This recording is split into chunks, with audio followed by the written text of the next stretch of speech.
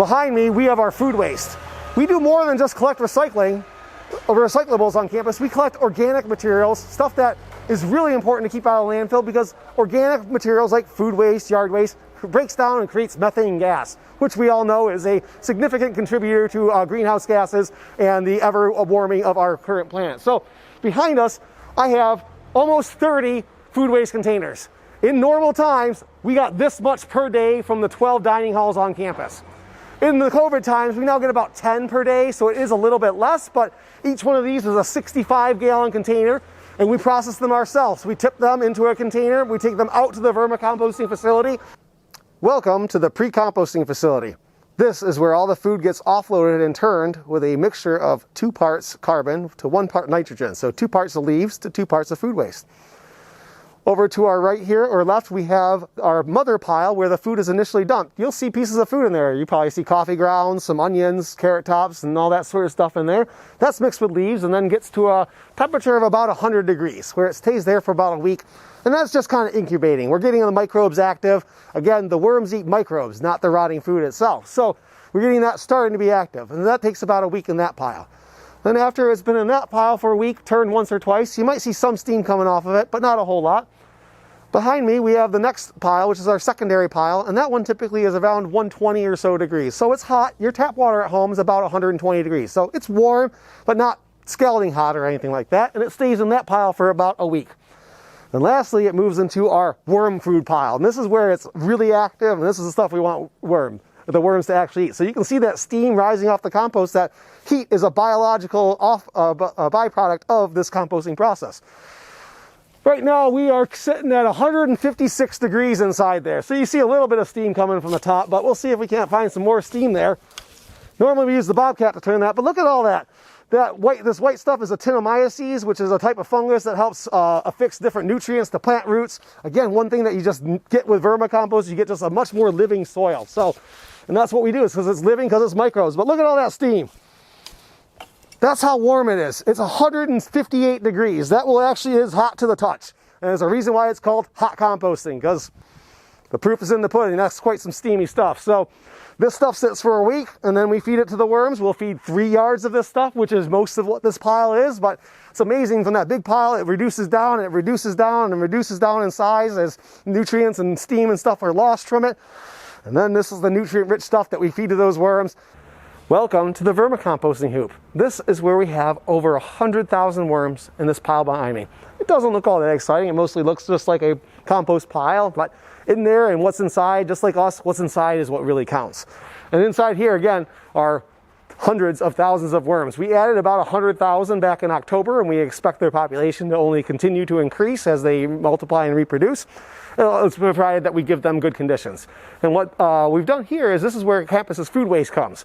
During the normal times, we're not able to compost all of campus's food waste, but in the last year, because we've had less people living on campus, 100% of the food waste that was collected on campus was composted in this facility or the facility at the Hort Farm, which is a great goal that we were able to meet, and I was very happy and excited to do that. The worms here are the ones that are really do the work. They're the ones who chew up and eat all those microbes that are growing on that material. So one thing that I wanted to say about the worms is they don't actually eat like rotten food. They eat the stuff growing on the rotten food. They eat microbes. Think about how tiny a worm's mouth is. It'd take them forever to eat an apple, but they do eat the stuff growing on top of that decomposing apple. The molds, the fungus, the bacteria, that sort of stuff. And that's what they eat. And then when they excrete that food that they ate, that is a very highly rich nutrient thing called vermicast, and that's essentially worm poop.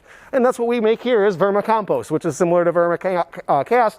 We add just a little bit of additional compost that it's not 100%. But as you might be able to see in my hand here, I have some stars of the show. There's a red wiggler, is Acidia fedenta. He's wiggling around right here. They really don't like sunlight, so he'll try to wiggle away, but as you see, he's actually moving around, and it's like 17 degrees outside. It's about 50 in here. It's 48 degrees in their wedge. They like the optimum temperature of about 60 to 80 degrees, but they're still active in the lower temperatures. This one here is really wiggling around, and I'm going to cover them back up because they really don't like sunlight. It dries them out. So we have to provide great conditions for these worms. Essentially, we provide moisture, dark, and a nutrient-rich environment, and the worms do their work.